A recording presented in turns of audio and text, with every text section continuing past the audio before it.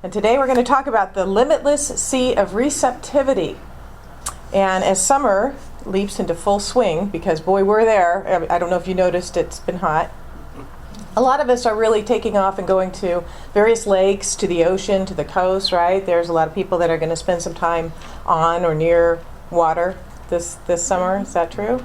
Well, those of us here that are still here in Modesto will begin our summer by celebrating, and we're going to pull up our anchor and we're going to let God take the rudder each week as we look how to navigate through life no matter what the condition of the sea is. So, to set the tone for our summer celebration theme, I have a little story that you have heard before, so I'm going to make it short. And it's the story about that young monk that arrives at the monastery, and he's assigned to help all of the other monks copy, all the old canons of law from the church by hand. You've heard this, right? You remember this story, no? But he notices that they're making copies of all these old canons from the copies. They're not making it from the original. And so he goes to the head abbot and he says, what if the mistake was made originally? We'd be copying the mistake each time, every time we go from a copy to a copy. And so the head monk says, well, gosh, we've been doing this for centuries, but you make a good point, my son. So he goes to the dark caves underneath the monastery where the original manuscript is locked in a vault that hasn't been opened for hundreds of years. And hours go by and nobody sees this abbot. They don't know where he is. And the young monk gets very worried and he goes downstairs to look for him. And he sees him banging his head against the wall, and his forehead is battered and it's bruised, and he's crying uncontrollably. And the young man says to the old abbot, Father, what is wrong? And with a choking voice, the old abbot says, oh, no. They got it wrong. The word is celebrate. So today we talk about celebrate, as we, our recent Independence Day, by exploring the unalienable right to tell bad jokes. So, there you go. But more importantly, our inalienable right to be free, and the freedom that comes when we throw ourselves with complete abandon into this limitless sea of receptivity. And that is actually one of my favorite lines from the Science of Mind textbook. And the complete sentence goes like this. It's on page 282 in case you're interested. The one who can throw himself with complete abandon into that limitless sea of receptivity, having cut loose from all apparent moorings, is the one who will always receive the greatest reward. So today we're going to look at our freedom and how to experience it by cutting loose and throwing ourselves into God. So let's look at the idea of freedom for just a moment, and then more importantly, we'll look at the idea of throwing ourselves with complete abandon into that sea of receptivity. But we'll start with number one, which is freedom. Growing up in America, we're intensely aware, aren't we, that freedom is among the most powerful and predominant ideas in our American culture, right? We get that from a very young age. We insist on having the freedom to acquire, to accomplish, and to believe whatever it is we choose. Yet with the promise of freedom that is as old as America herself, we find ourselves bound to ideas that hold us back from experiencing our lives as fully and as richly as we would all like. Ideas such as hoping God or some other perceived force or authority would have the power to bestow upon us a more meaningful existence.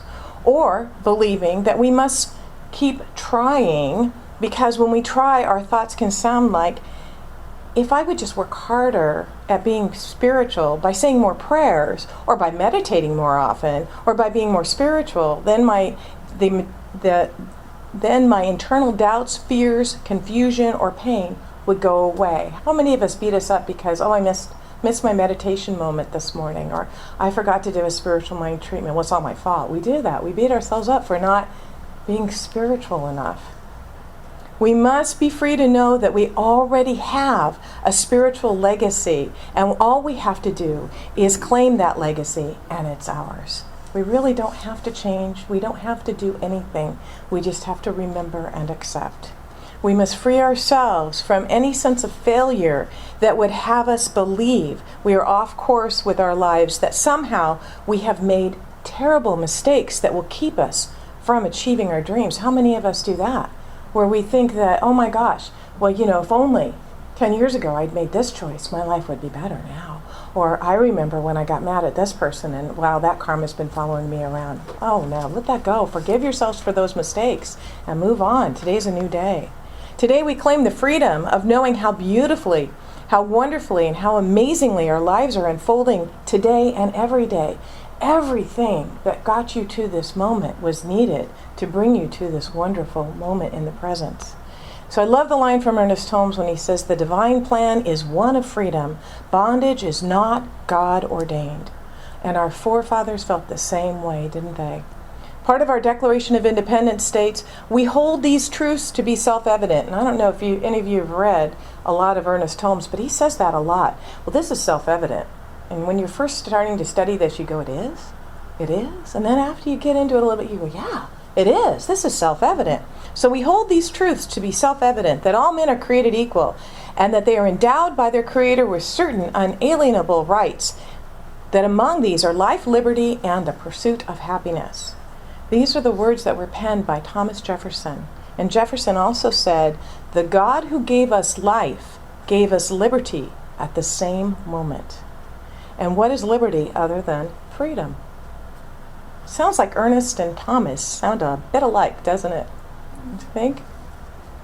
Although external factors may seem to limit our freedom, we are always free to choose our ideas and think our thoughts. And in this way, we determine our circumstances. Because where you are is where your thinking got you. So by changing our thoughts and our thinking, we create a different circumstance. We need not subject ourselves to lack, illness, or unhappiness if we discipline, and there's the key word, discipline our thinking and attune our consciousness to the pure stream of divine consciousness, which is always available to us. That divine stream of consciousness is always there. Freedom is the nature of God, and when we are one with God in all we do, the error that seems to bind us is resolved into nothingness. Seeming solidarity melts before the power of right thought, which demonstrates the freedom we are accepting.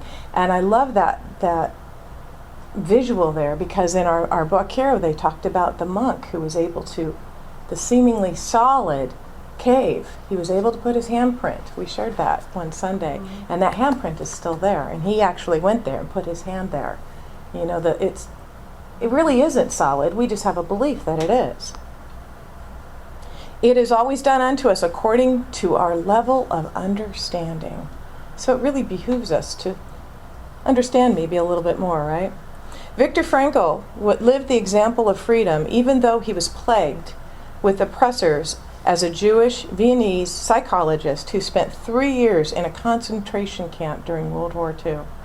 He wrote in his classic work, Man's Search for Meaning, we who lived in the concentration camps can remember the men who walked through the huts comforting others, giving away their last piece of bread.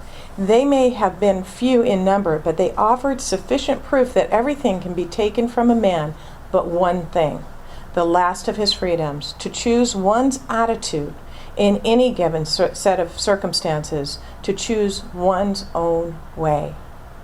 Ernest Holmes has an entire section in The Science of Mind on freedom and bondage.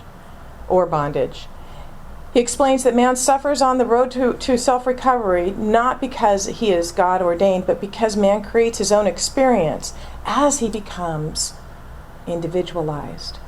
By individuality, Holmes means self-choice, volition, conscious mind, personified spirit, complete freedom, and a power to back up that freedom. There's the key, a power to back up that freedom. In discussing freedom and bondage, Holmes says, bondage is an experience. While bondage is an experience, there is a reality to which bondage is not real. God never intended for man to suffer, but as Holmes says, we are created with the possibility of limitless freedom, and let alone to discover ourselves. The suffering we experience along the way may not be salutary, in that it leads us to a place where we learn that it's unnecessary. What is it Suzanne says? I learn all of my lessons with ease and grace. Lessons don't have to be hard. They don't have to be miserable. We shall cease to suffer when as we more and more comply with the laws of the universe. So as we become aware, of how things work, just as when you're learning to walk, you kind of learn about gravity, don't you? But as you learn how that law of gravity works, it becomes easier. It becomes easier to walk. At any moment, we get to decide how we look at life. Are we going to accept our unalienable right to live it regardless of the circumstances or not? How many of us wait and say, I'll do this when? Or, when I get all this in order, then I'm going to wait until this happens. Wow, why not live it right now where we are with what we have? Why wait until something, else comes together? It's Saturday, or, wait until whatever needs, the stars need to align, or whatever it is. Live your life fully right where you are in this present moment.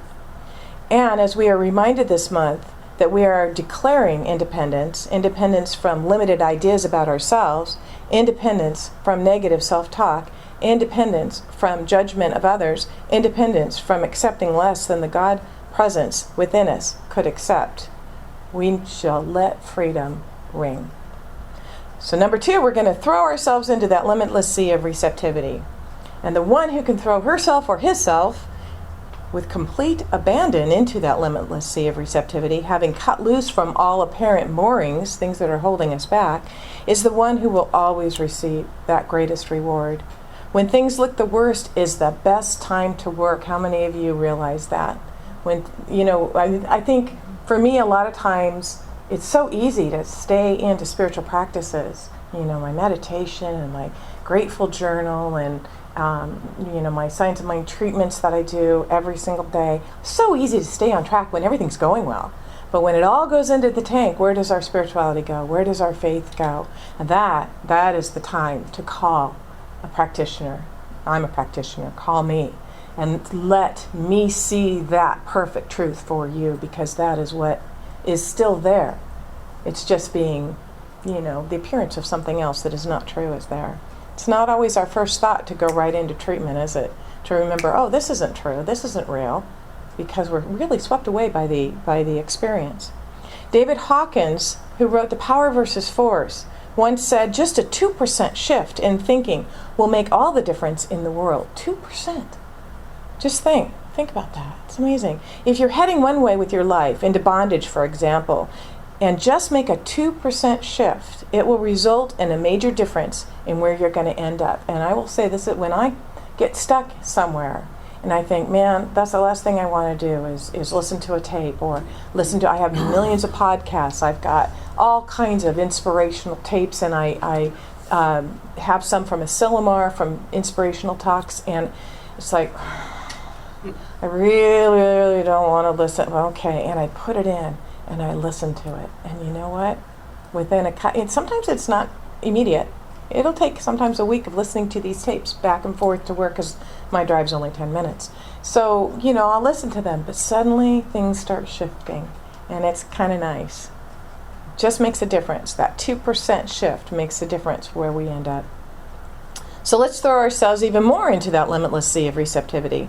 In our book study group, we're reading The Spontaneous Healing of Belief by Greg Braden, and in chapter 6, he tells the story of going to see Michael Hedges in a concert. And I want to share the story with you because it illustrates something it seems so ordinary, and how this ordinary event in his life made such an extraordinary impact, and how that can be the same for us.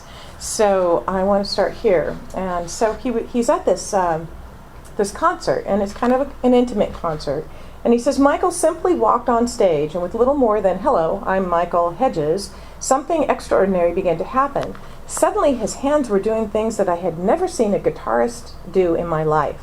As he began his unaccompanied performance, his fingers stretched and bent in uncanny ways to form the chords and create the sounds that gave the room a feeling that I can only describe as surreal. And not everything that happened was on the strings. Never missing a beat, the backs and sides of his guitar became the percussion section for the taps and bumps that he was playing between the notes. What was even more amazing was that his eyes were closed throughout the whole concert. I was so moved by what I'd seen, I strolled past the crew and walked right up to him during the intermission to thank him for such a powerful evening. Surprisingly, he greeted me as if he'd known me for years. He welcomed me to the stage, and together we walked to his instruments, and he began asking me how certain effects sounded through the room. We chatted until the program resumed, and then I returned to my seat. I was absolutely enthralled with the rest of the show. I never had the chance to speak with Michael Hedges again. While I felt that we would probably do so at some point in time, his sudden death in December 1997 prevented that from ever happening, at least in this lifetime, right? Although my evening with him was brief, it was a life-changing experience. I've been a guitarist since I was 11, and playing the instrument remains one of my most consistent passions of my life. During the first 6 months when I was learning to play, I was indoctrinated into the form and style of classical guitar. The name says everything. There's a special posture of the body of a classical guitarist is taught to assume. The hands are positioned to hover over the strings, but rarely touch the face of the instrument itself. While it's beautiful to watch in others, it always felt awkward and stiff to me. The reason I share this story is simply this. Watching Hedges that evening in 1986 forever changed the way I thought about playing the guitar. In the 90 minutes or so that he was on stage, he absolutely blew away all of the rules and any preconceived ideas of form and style that had been ingrained in me years earlier. It was so freeing for me to see him in his passion that it freed me in mine too. All that Michael Hedges had done was to share his gift. But in doing so, he became the living demonstration of a greater possibility. And that's the key to transforming what we believe to be true about our lives and our world. To change the limitations of our personal past, our minds need a reason to change what we believe, and a good one at that. So the beauty of this is that you never know. If you're the one sharing your gift and affecting someone else's life forever, or if someone else is sharing their gift and that gift is about to change your life. So here's an affirmation that can help us keep focused. And this is, my purpose is to reveal and release the power of the human spirit wherever I am and whatever I do. So let's say that together. My purpose is to reveal and release the power of the human spirit wherever I am and whatever I do. The one who can throw himself with complete abandon into the limitless sea of receptivity, cut loose from all apparent moorings, will always receive the greatest reward and will be set free. So my question to you is, where are you not feeling free? Where are you not filled with life, with liberty, with happiness? Maybe this is the time for you to cut loose and let God take over. Let go and let God.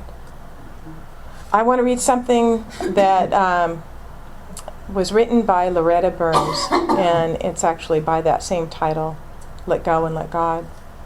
As children bring their broken toys with tears for us to mend, I brought my broken dreams to God because God was my friend. But then instead of leaving him in peace to work alone, I hung around and tried to help with ways that were my own. At last I snatched them back and cried, "How can you be so slow?" "My child," God said, "what could I do? You never did let go." Experience the freedom of letting go. And so it is.